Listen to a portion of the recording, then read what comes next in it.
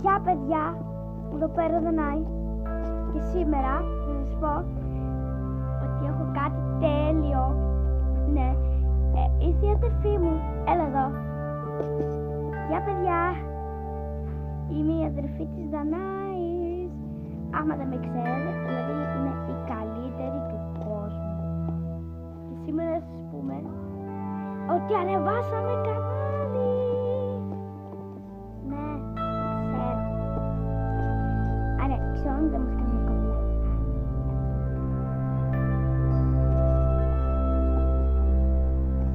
Λοιπόν, θα βάλουμε τώρα και μουσική.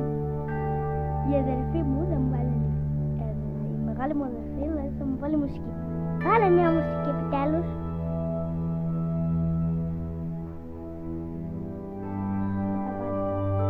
Όχι, μια ρηπητική αδερφή.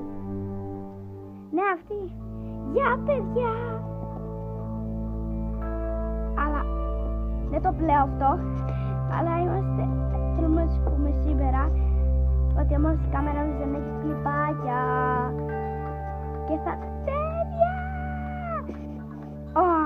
Καλά.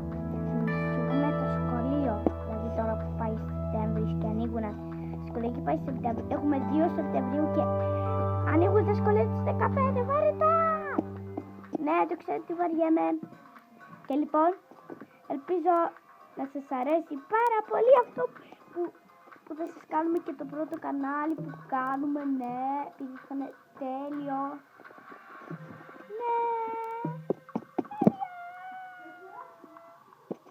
Και αυτό το βίντεο θα είναι μόνο για εσάς και θα σας αρέσουν τα βίντεο. Και λοιπόν, και θα σας πούμε, είναι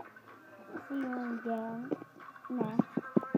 Επειδή εγώ είμαι ένα τέτοιο LPS και εγώ είμαι μια γάτα και θα σας πούμε ότι είναι τέλειο. Ναι, μ' αρέσει.